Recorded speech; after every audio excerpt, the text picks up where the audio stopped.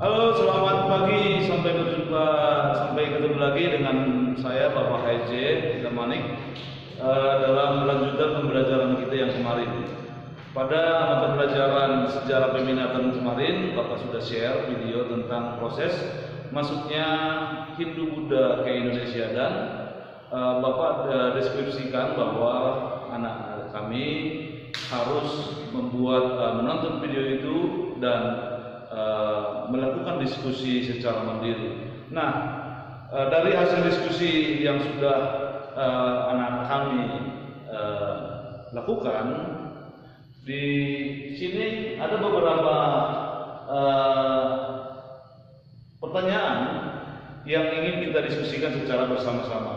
Nah, Bapak tidak menjelaskan lagi bagaimana proses masuknya Hindu Buddha itu ke Indonesia, tapi pada pertemuan kita kali ini Bapak ingin membahas dari pertanyaan-pertanyaan yang masuk di Google Classroom yang sudah kita bahas bersama. Nah, yang pertama pertanyaan Bapak bacakan di sini. Saya ingin bertanya, Pak, bagaimana pengaruh masuknya Hindu Buddha ke Indonesia dalam bahasa yang dimaksud. Bahasa Indonesia memperkaya diri dengan bahasa Sanskerta. Itu apa ya, Pak?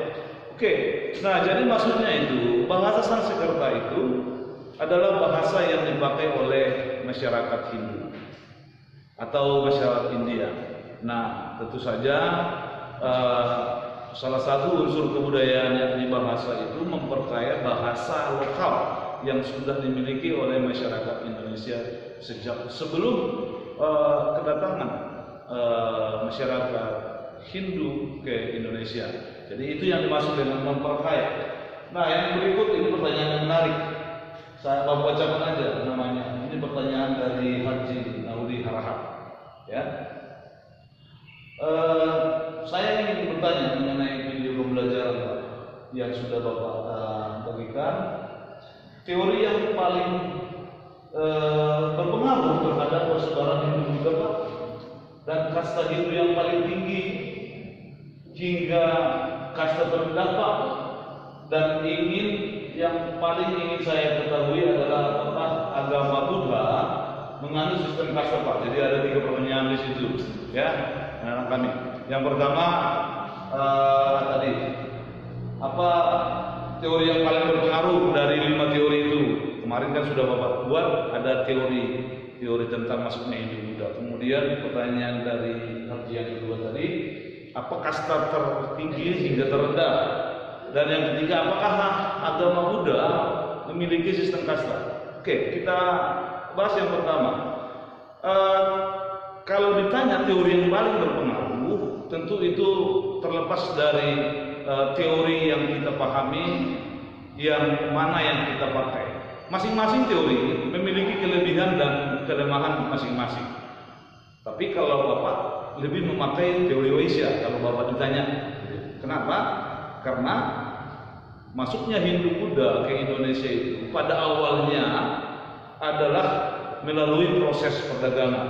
Sedangkan teori Waisya itu menyatakan bahwa Hindu Buddha itu masuk dibawa oleh golongan-golongan pedagang-pedagang India. Melalui proses perdagangan tadi terjadi hubungan timbal balik atau interaksi sosial antara penduduk lokal yang didatangi dengan masyarakat pedagang-pedagang India yang datang berdagang ke Indonesia. Nah, sambil berdagang, mereka memperkenalkan agama budayanya masing-masing, termasuk dan pada akhirnya melakukan perkawinan dengan wanita-wanita lokal di Indonesia, sehingga itu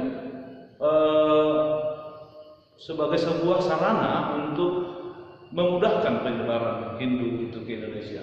Sebabnya kalau dari Bapak itu lebih memakai teori Waisya, tapi kalau sebenarnya teori masuknya Hindu Buddha itu memiliki kelebihan dan kelemahannya masing-masing. Nah, kemudian apa kasta tertinggi dan kasta terendah? Sebenarnya ya itu sudah ada di video itu. Nah, tapi tidak salah Bapak jelaskan. Teori yang kasta yang paling tertinggi itu adalah kasta Brahmana. Ya. Mengapa? kasta Brahmana itu adalah kasta dari pendeta-pendeta Hindu. Nah, mereka ditempatkan pada struktur yang paling atas. Di bawahnya ada kasta ksatria atau para raja dan bangsawan. Kemudian di lapisan ketiga atau kasta ketiga adalah kasta Waisya, yaitu golongan pedagang. Dan yang keempat adalah kasta Sudra. Nah, mereka ini adalah golongan masyarakat dari golongan budak dan para pengemis. Nah, sebenarnya anak kami ada satu lagi lapisan, tetapi dia tidak masuk dalam struktur. Kenapa? Karena ini adalah orang-orang buangan, ya, orang-orang buangan. Kasta itu, ya, mungkin di video yang Bapak share tidak ada. Kasta itu disebut dengan kasta Paria. Nah, maaf, apa namanya? Spidolnya seperti jaringan kita pengacara. Jadi Bapak nanti.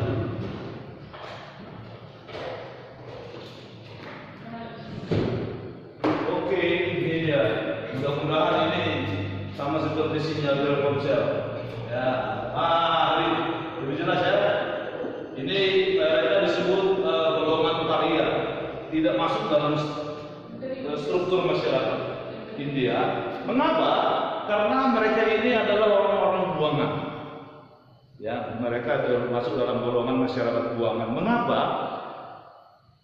Ada beberapa hal mereka dikategorikan orang-orang buangan, yaitu yang pertama dia karena bertindak melakukan kejahatan sehingga dia mendapat hukuman dari masyarakat. Yang kedua, dia memiliki penyakit menular seperti kusta, bukan kasta. Ya, bedakan kusta dengan kasta. Ya, kusta yaitu penyakit menular yang sehingga dia diasingkan. Itu yang disebut dengan buangan, masyarakat buangan. Dan pada golongan masyarakat India disebut dengan golongan paria. Nah, pertanyaan tadi yang ketiga yaitu apakah Buddha memiliki sistem kasta? Jawabannya tidak. Ya. Hindu itu berbeda dengan Buddha. Kalau Hindu tadi mengenal sistem kasta, tetapi Buddha tidak. Ya, Buddha sama seperti kebanyakan kepercayaan-kepercayaan lain menyatakan sama.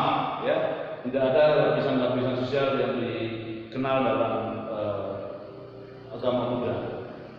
Baik, kita masuk ke pertanyaan yang berikut, yaitu apa itu arsitektur? Nah, arsitektur itu ya seni bangunan. Ya, misalnya arsitektur Candi Borobudur seperti apa? Ya, atau arsitektur sebuah bangunan seperti apa? Nah, itu maksudnya. Jadi seni bangunannya itu maksudnya arsitektur. Nah, yang berikut tadi sudah apa termasuk golongan masyarakat atau golongan Sudra? Sudah Bapak jawab tadi. Ya. Dan dia adalah dalam kasta terendah. Oke. Nah, kita lanjut ke pertanyaan berikut. Yaitu mengapa golongan Sudra disebut golongan paling bawah dan terbuang? Nah, itu yang tadi Bapak jelaskan. Jadi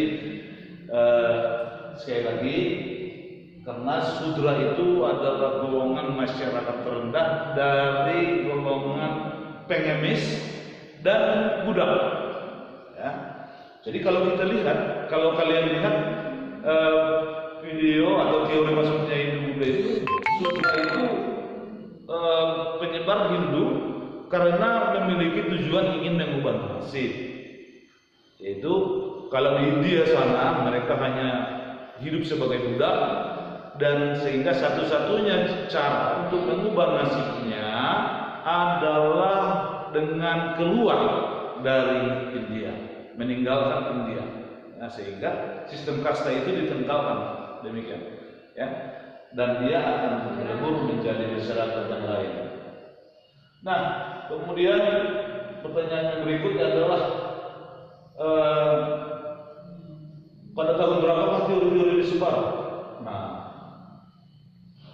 tidak jelas apa tahun berapa teori tersebut, tetapi teori itu ada yang mencetuskannya, ada yang mengemukakannya. Itu misalnya teori Brahmana oleh J.C. Van Leeuwen, ya kan? Teori Waisya, oleh Ernst Fromm dan Verge, ya, teori kesatria dikemukakan oleh Majumdar dan sebagainya. Tapi kalau ditanya mengenai tahun berapa teori itu tidak diketahui dengan pasti kalau ditanya tahunnya. Kemudian apa yang dimaksud dengan kolonisasi? Nah, ini pasti berhubungan dengan teori Waisya, anak-anak kami. Teori Waisya menyebutkan bahwa agama Hindu Buddha itu masuk ke Indonesia dibawa oleh para bangsawan India. Nah, golongan bangsawan itu terdiri dari raja, keluarga kerajaan, dan para prajurit kerajaan. Nah, mereka melakukan Hinduisasi dengan cara kolonisasi. Apa itu kolonisasi? Nah, kolonisasi yaitu upaya menaklukkan suatu wilayah untuk dikuasai. Nah, jadi para golongan kesatria ini, tadi Bapak sebut Waisya, ya, ini teori kesatria. Para golongan kesatria ini melakukan kolonisasi atau menaklukkan wilayah-wilayah yang ada di Indonesia. Kemudian setelah ditaklukkan, penduduknya kemudian dihindukan. Jadi intinya, anak-anak kami, kolonisasi itu adalah proses penaklukan sebuah wilayah. Baik, di pertanyaan yang kalian ajukan ada beberapa yang sama, jadi sudah Bapak gabung tadi walaupun tidak Bapak sebut. Ya, ini yang pertanyaan berikut. Pada teori Brahmana ada kata legitimasi. Apa yang dimaksud dengan kata legitimasi? Oke, jadi kalau Bapak melihat ini berhubungan dengan teori Brahmana.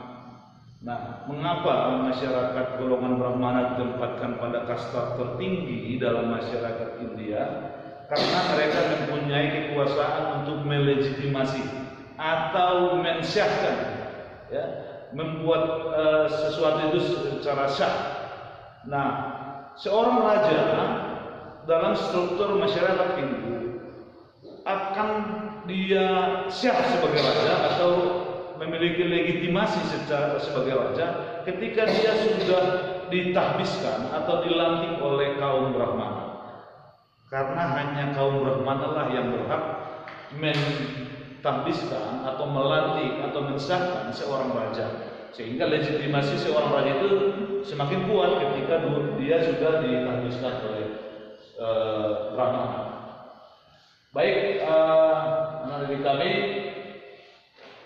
ini pertanyaannya, apakah pemerintahan pada masa Hindu Buddha itu sama dengan pemerintahan seperti sekarang? Bapak jawab dengan singkat, pemerintahan Hindu Buddha itu sama seperti pemerintahan sistem kerajaan, ya, di mana semua terpusat kepada raja, ya. Ada makro, mikro dan makrokosmos dalam seorang raja. Raja dianggap sebagai titisan dewa, sehingga apa yang dia lakukan, apa yang dia perintahkan, apa yang dia ucapkan itu dipatuhi oleh rakyat. Nah, dalam sistem pemerintahan sekarang ada beberapa negara yang memiliki sistem pemerintahan dalam bentuk kerajaan, tapi Indonesia tidak seperti itu, ya. Oke, yang berikut mungkin ini yang